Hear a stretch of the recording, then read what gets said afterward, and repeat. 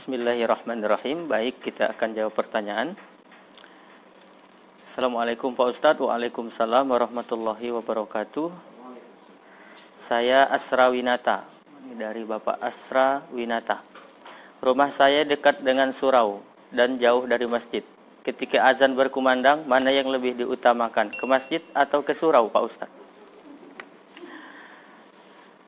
Sholat berjamaah yang paling top itu adalah yang jamaahnya paling ramai.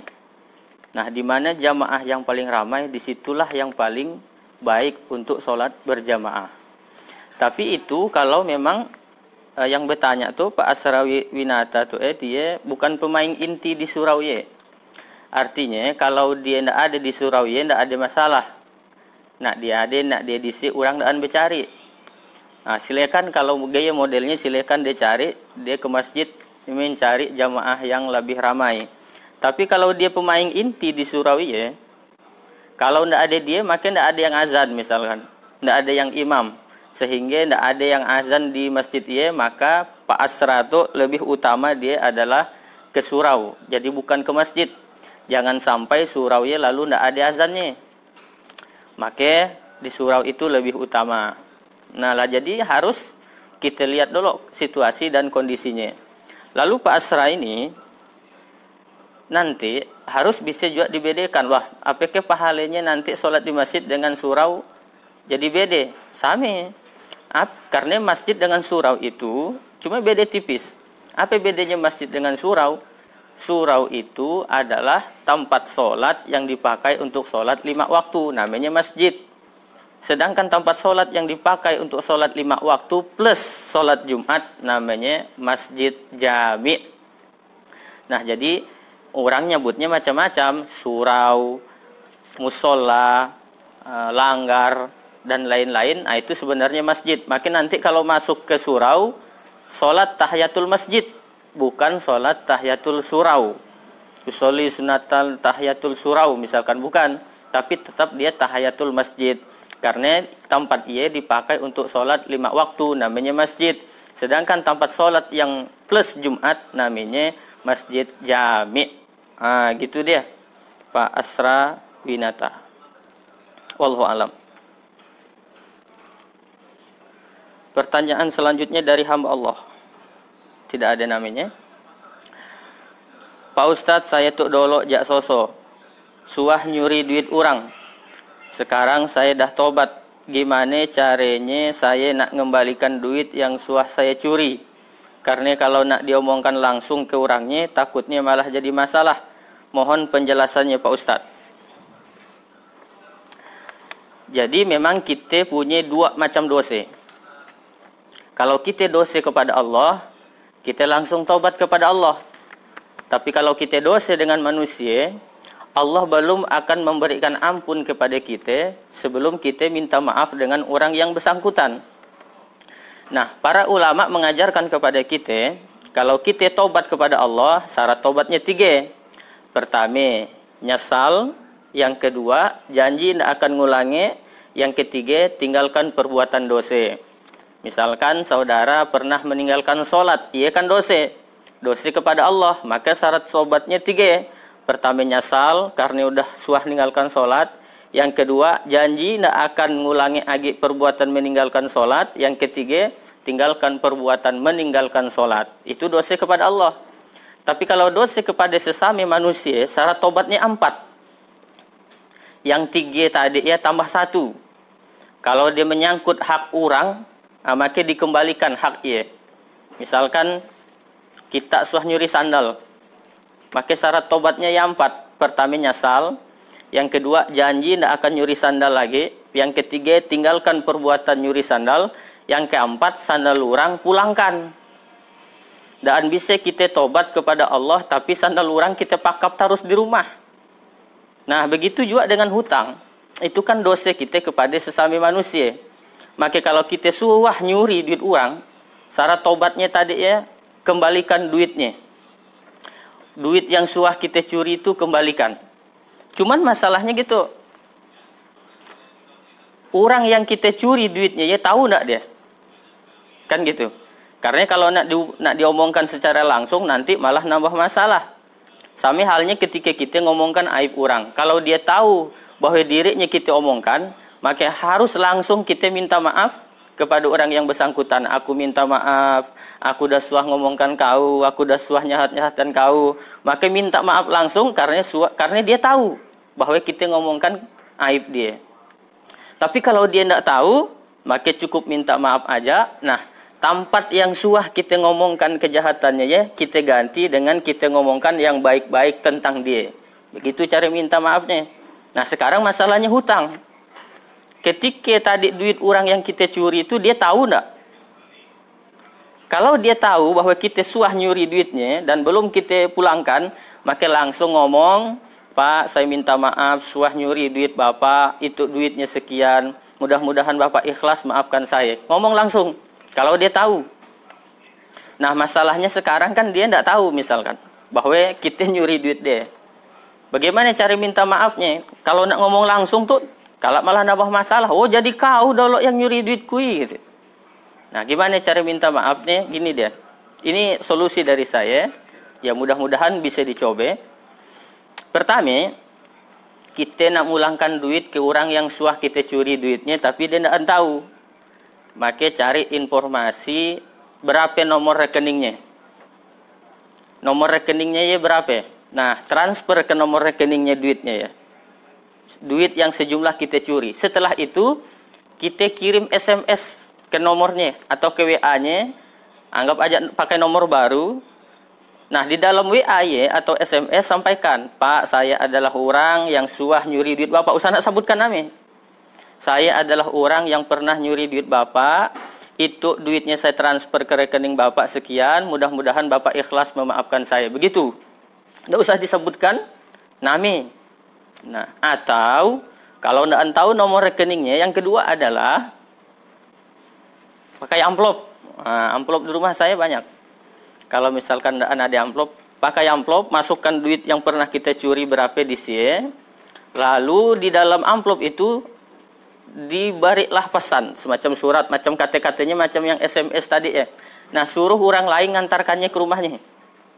Orang yang kita percaya. Nah, dengan begitu maka kita insya Allah sudah mulia karena sudah kita kembalikan haknya. Hubungan kita terjaga dengan dia dan hutang kita pun sudah lunas. Kenapa? Ini menyangkut hak orang. Allah belum akan memberikan ampun kepada kita sebelum kita minta maaf dengan orang yang bersangkutan. Karena di sini ada hak orang. Makanya dosa korupsi ya payah tobatnya. Dosa korupsi ya kan makan hak orang, makan hak rakyat, itu payah tobatnya. Harus minta maaf dengan seluruh rakyat. Harus minta maaf dengan seluruh rakyat. Misalkan satu kabupaten Sambas itu sekitar 300.000 lebih rakyatnya. Maka dia harus minta maaf kepada orang sebanyak ini. Nah, kalau tidak nanti di akhirat dia akan dituntut sejumlah orang yang ada di kabupaten. Satu kabupaten akan nuntut dia kalau dia pernah korupsi. Atau kalau dia gubernur, maka satu provinsi akan nuntut dia di akhirat nanti. Karena pernah dimakan duit rakyat. Ya. Nah, jadi hati-hatilah bagi yang nak suka korupsi ya, tobatnya payah. Harus mengembalikan duit rakyat dan minta maaf kepada rakyat. Begitu jawaban dari saya. Wallahu a'lam bishawab. Pertanyaan yang ketiga. Dari Pak Imam Oki. Imam Oki. Kawan saya ada namanya Asman Oki. Itu Imam Oki. Tapi tidak ada alamatnya itu di mana deh. Assalamualaikum. Waalaikumsalam warahmatullahi wabarakatuh. Ustadz, bagaimana hukumnya acara kawinan yang ada acara band musik dangdutan? Karena di masyarakat kita biasanya pun kawinan tetap ngadakan band yang sampai orang berkelahi dan sebagainya. Mohon penjelasannya Pak Ustadz. Perdengarkan ke telinga mereka tiap hari mungkar. Maka dia akan menjadi terbiasa dengan kemungkaran. Itu pesan dari Hitler, pemimpin Nazi Jerman. Dengungkan ke telinga mereka itu mungkar. maka akan jadi kebiasaan kemungkaran itu bagi mereka. Setiap ada acara kawinan, selalu diadakan band, acara band, lalu disiapkanlah minuman khamar, arak untuk muda-mudi. Kemudian artis-artis yang nyanyi ya, jam 8 masih bagus bajunya, jam 9 terbuka roknya, jam 10 terbuka agak bajunya. Maka ini mungkar. Sampai ada yang berkelahi, ada orang yang berzina, ada orang yang mabuk. Maka sesungguhnya ia adalah kemungkaran. Maka solusinya harus bicara. Semuanya pihak harus bicara. Bupati, DPRD, Kapolres, Camat ngomong. Kalau saya kan cuma ngomong, ngajak, nah mana orang peduli?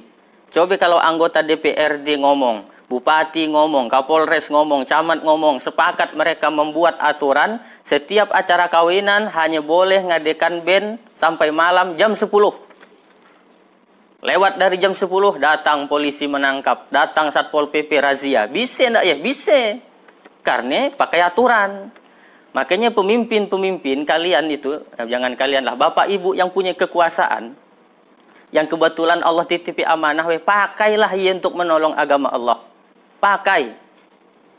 Maka sesungguhnya jabatan itu akan menjadi sesuatu yang sangat besar pahalanya di akhirat kalau amanah. Tapi akan menjadi sesuatu penyesalan yang luar biasa di akhirat nanti ketika bapak ibu dan amanah dengan jabatannya. Maka gunakanlah jabatannya ya, untuk menolong agama Allah. Judi bisa dibuatkan perda, minuman keras bisa dibuatkan perdanya. Yang penting sepakat semuanya. Oleh karena itu penting bagi kita punya pemimpin yang soleh, yang betul-betul takut kepada Allah Subhanahu wa Ta'ala.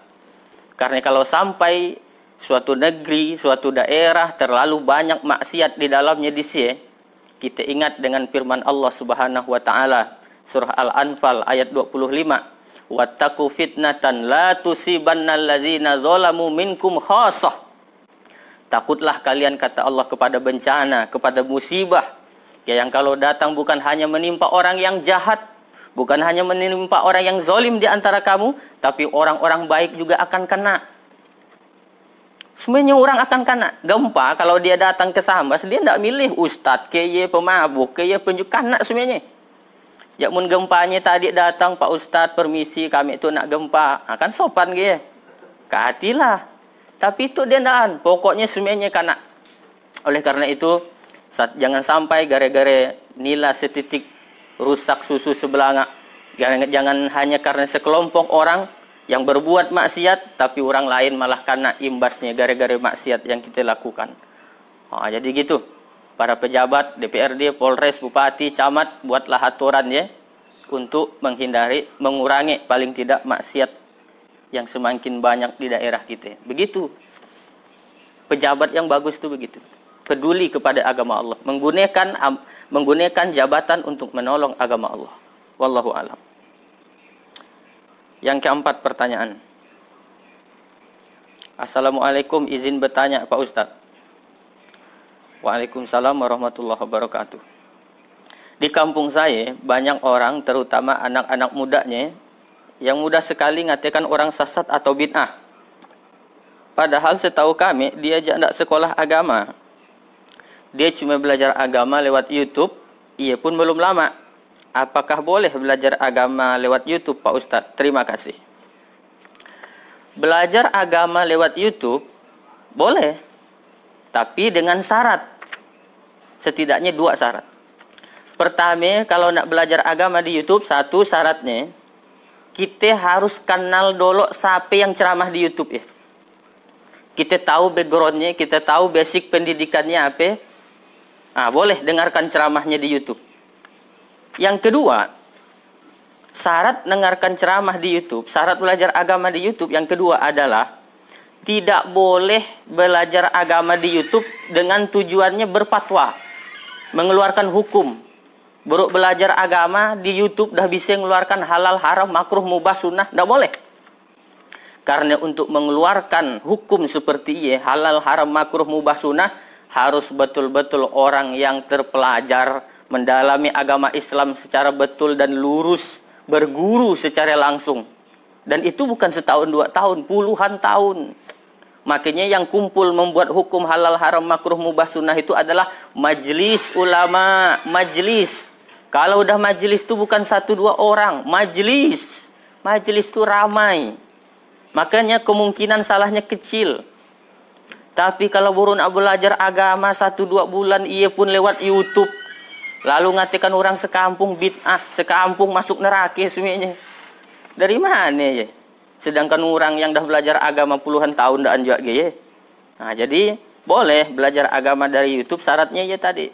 Orangnya betul-betul ada, tahu kita basic pendidikannya, latar belakangnya apa. Kemudian yang kedua adalah kita hanya sekedar nak tahu kebaikan, bukan mengeluarkan hukum. Oh haram, bid'ah, itu tidak boleh. Karena itu tugasnya ulama. Kita bukan ulama, mungkin taik kuku ulama pun bukan. Nah, jadi jangan mudah membid'ahkan orang, jangan mudah ngatikan orang sesat, apalagi ngatikan orang kafir. Karena kalau itu tidak betul, tidak terbukti, maka tuduhan-tuduhan itu akan kembali kepada yang ngomong. Wallahu a'lam. Itulah 4 pertanyaan yang bisa saya jawab pada kesempatan kali ini. Mudah-mudahan ada manfaatnya. Terima kasih dan mohon maaf kalau ada kata-kata yang menyinggung. Wallahu a'lam bishawab.